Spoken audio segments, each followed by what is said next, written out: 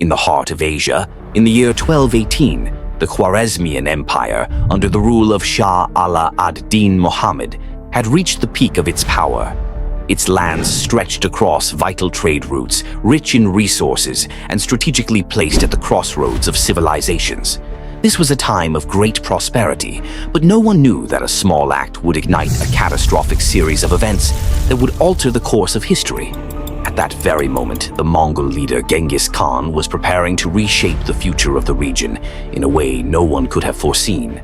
What began as a diplomatic mission would quickly transform into one of the bloodiest and most devastating conflicts the world had ever seen. Genghis Khan, who had successfully united the Mongol tribes under his rule, sent a diplomatic caravan to the Khwarezmian Empire to negotiate trade agreements. This was a standard diplomatic gesture, common in that time, intended to establish peaceful relations between the two empires. However, when the caravan arrived in the city of Otrar, the local governor suspected it was a group of spies. Without investigation or evidence, he ordered the execution of the entire caravan and seized their goods. This act was more than a mere insult to Genghis Khan. It was a direct challenge to his authority and the foundations of his rule. Genghis Khan knew that his power was rooted in honor and loyalty, and he could not let this grave offense go unpunished. But the story didn't end there. Genghis Khan, seeking a diplomatic solution, sent envoys to the Shah of Khwarezm to resolve the situation. However, to his shock and fury, the Shah had these envoys killed as well. This brutal betrayal sparked an uncontrollable rage within Genghis Khan. In that moment, he made a historic decision: to launch a full-scale war against the Khwarezmian Empire. This decision marked the beginning of a brutal campaign that would lead to the utter annihilation of the Khwarezmian state. Genghis Khan quickly gathered a massive army, but it was his tactical brilliance that would make the difference. Instead of attacking from a single front, he divided his forces into multiple smaller units, which attacked from various directions at once. This strategy was unheard of at the time and caught the Khwarezmians completely off guard. Within a matter of days, the mighty city of Bukhara fell, followed by Samarkand, the heart of the Khwarezmian Empire.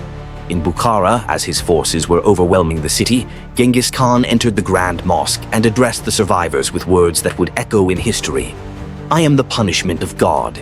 If you had not committed great sins, God would not have sent a punishment like me upon you."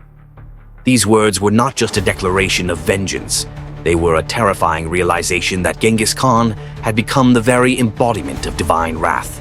As cities fell and the Mongol army continued its rampage, Genghis Khan showed no mercy. The Khwarezmian Empire, once one of the most powerful in the region, was obliterated. Its cities turned to ash, its people either slaughtered or scattered. The Mongols left nothing in their wake but desolation. Genghis Khan's empire expanded rapidly, and his name became synonymous with both awe and fear. The Mongol conquest of the Khwarezmian Empire was not just an act of military aggression, it was a statement of absolute power.